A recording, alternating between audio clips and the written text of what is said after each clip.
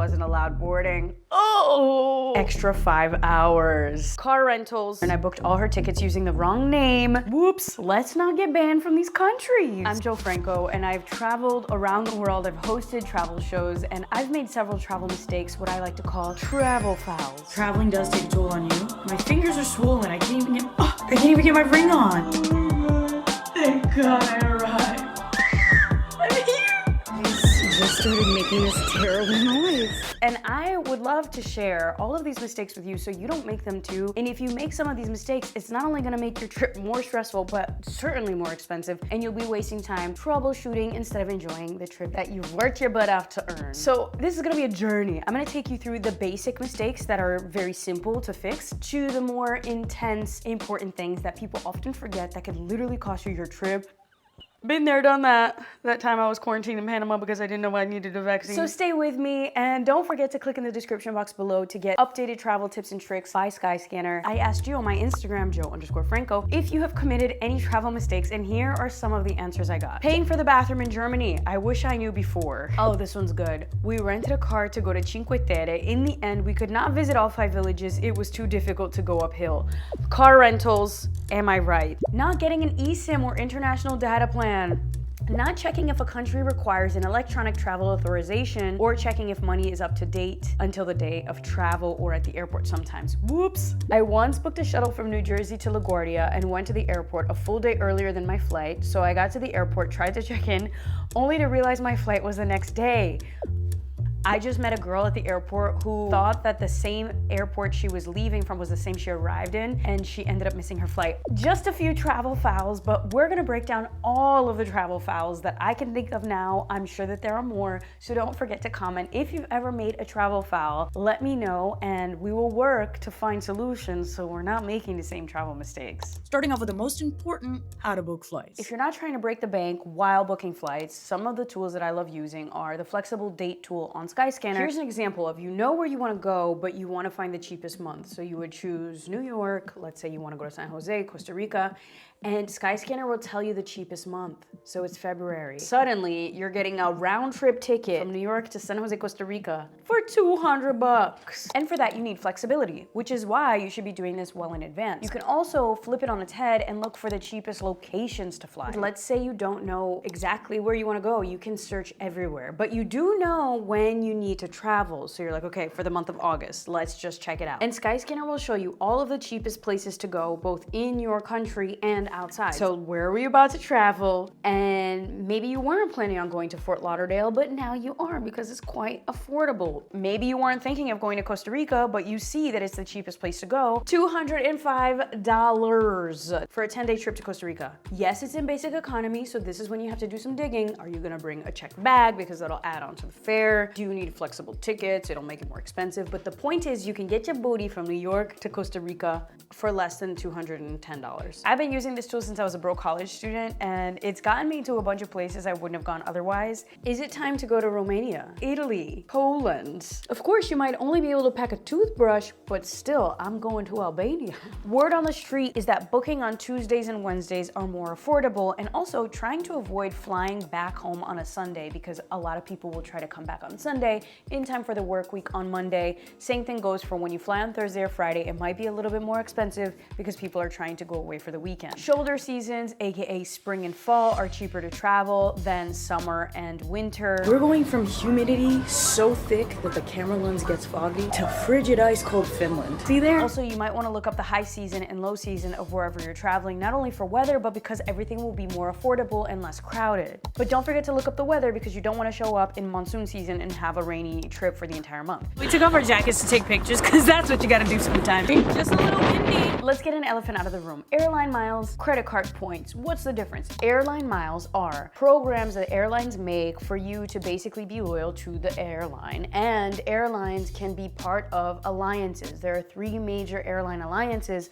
and a good thing to ask yourself is, where are you mostly flying? And is there an alliance that caters to those destinations so that you can be loyal to the alliance? Because miles that you use for one airline, if it's in the same alliance, can be converted into other airlines. Miles can expire, so you gotta check the specificity of the program. And can you still get frequent flyer miles if you're booking your flight in a third-party site, such as Skyscanner. And yes, you can. All you need is to sign up for the frequent flyer program that makes sense for you. Then you can go to Skyscanner and filter the airlines. You could choose the different airlines here. If you're an American, you've probably heard of credit card points, which are different than miles, because credit card points you rake in once you spend money on specific credit cards. What could be interesting is to look up travel credit cards that you get points for future trips with your regular expenses. I booked a flight from New York to LA, LA to New York, and then another flight from New York to Athens, all for $33 and points. I've been living in Europe for over a year, and so I know that there's a little bit of a stigma behind it because Europeans, for instance, a lot of European countries, they don't have credit cards. That's not a concept. So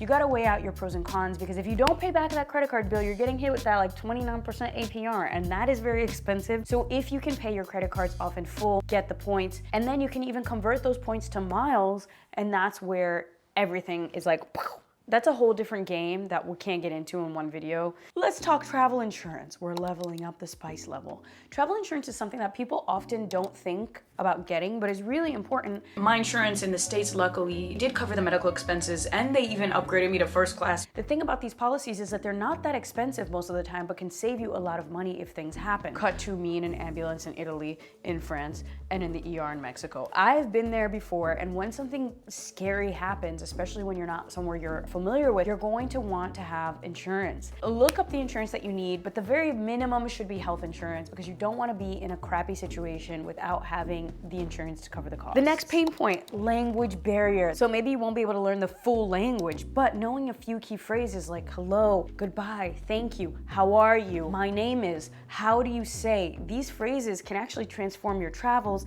and, weirdly enough, give you access to things that you wouldn't have gotten otherwise. I'm already starting to learn my Finnish, and by the time we get to Finland, hopefully I'll be able to say more than puhun englantia. I speak English.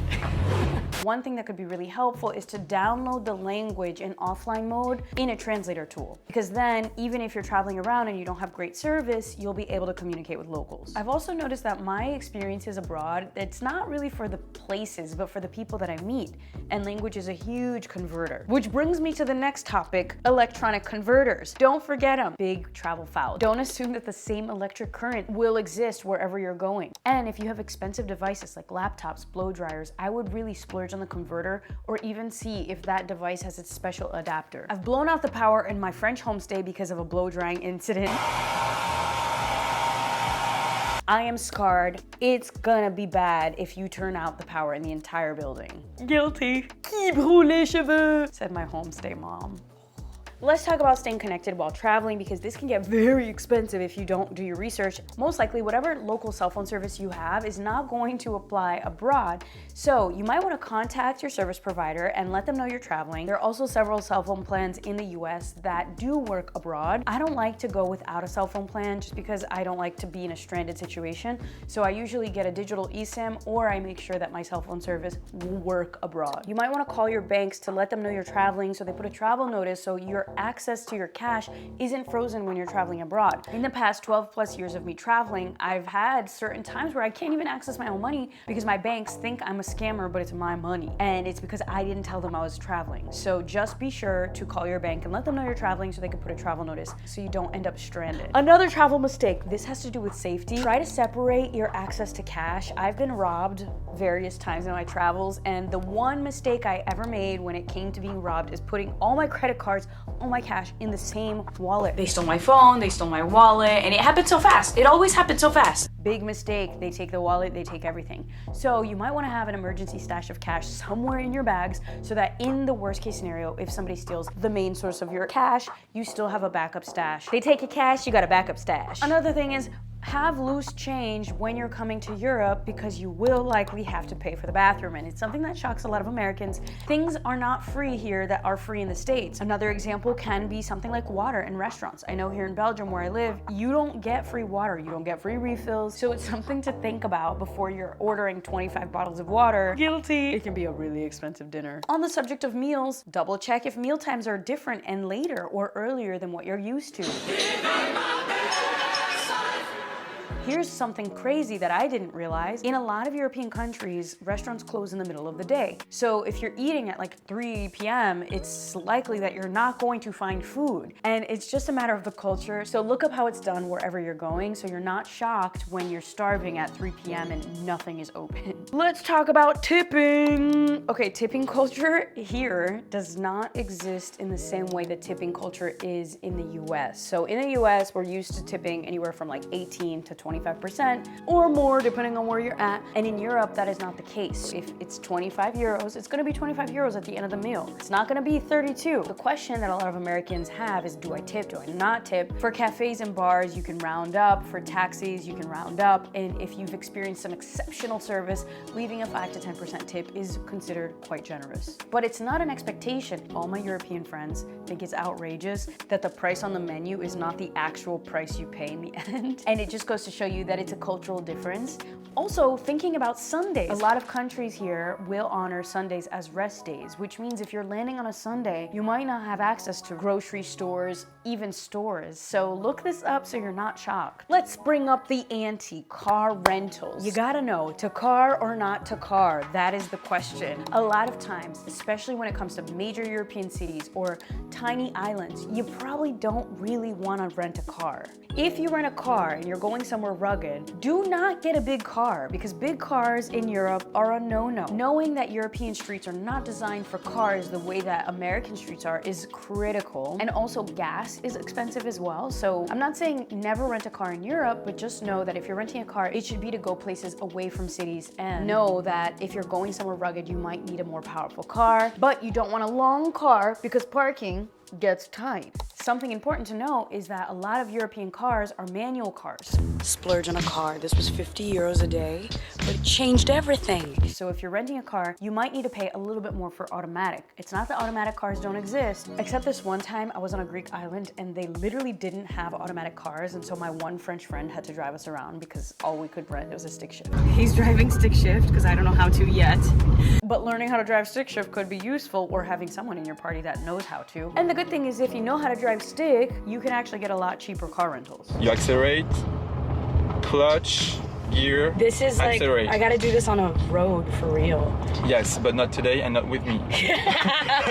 Also, be sure to look up if the country that you're going to drives on the left or right side of the road. Some countries you drive on the left side of the road. Ireland, UK, I'm looking at you. A travel tip there is to either consider if it's worth it to get a rental car, and if you do need to get a rental car, keep your body next to the yellow line. That was what I was telling myself when I was road tripping by myself in New Zealand. If you're taking trains in Europe, be sure that the country that you're in doesn't require you to validate tickets, because if they do and you don't validate your ticket, me in Italy, you will be charged very expensive fines. Some countries have these little ticket machines after you've bought your ticket that you need to insert the ticket to say, okay, I'm going in this train. If you miss those machines, which by the way no one will tell you about, you will get charged several fines, and it's just a crazy thing. Like, it was a whole thing in Italy, none of us knew. So be sure when you buy your ticket to ask, do I need to validate the ticket? Do I need to do something before I get on the train? Otherwise you might be paying very expensive fines that are unnecessary. And train travel is what's up. I know in the US our train system is not exactly desirable, but in Europe you can go from country to country smooth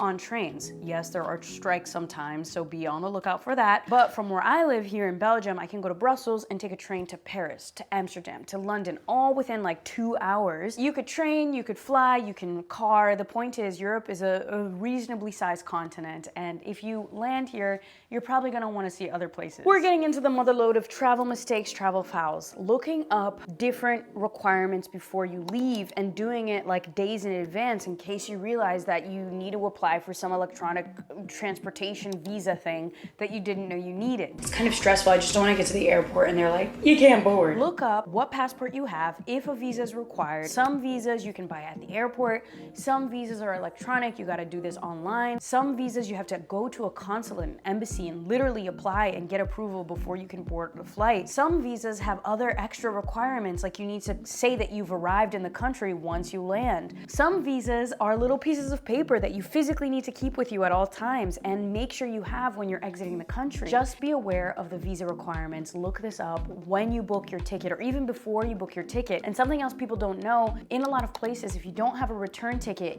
you won't be allowed to enter because they need to make sure you're going to leave. Booking a round trip is not only cheaper in most cases, but it's also required so that you can enter the country and they know you're gonna leave. Me looking up a bus to get out of Canada last minute because I didn't know I needed a round trip ticket. Big, huge travel foul. Not knowing when your passport expires and thinking you can get on a plane within 6 months of the passport's expiration date. I have seen people who miss their honeymoons at the airport because their passport was expiring within 6 months. Renew your passport so you're never on the last 6 months of the expiration date. Wherever you're traveling, whether to Europe or abroad, look up if you need any vaccines. You never know what is recommended and what is required. One time I got caught in Panama because I was going from one country to another and one country had yellow fever outbreak, the other country didn't, so I couldn't go into the next country unless I had the yellow fever vaccine. And it basically made me add 10 days that were very expensive on a trip that I wasn't planning on doing. So that's the first installment of the biggest travel fouls you can make as an American, or as any traveler to be honest, coming to Europe for the first time. Don't forget to like and subscribe and leave a comment below if there are any other travel fouls that you've made that I can look up solutions so we're not making the same mistakes. If you're like me, you just want to pull up, have a drink,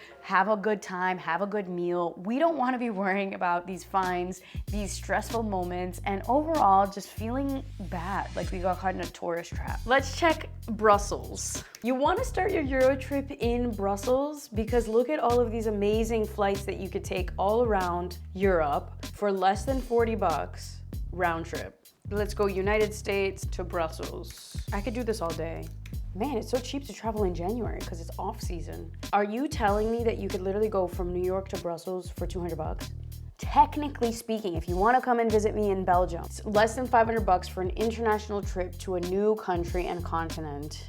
And from here, you can go to various different countries for less than 40 bucks. Cheers to not making more travel fouls.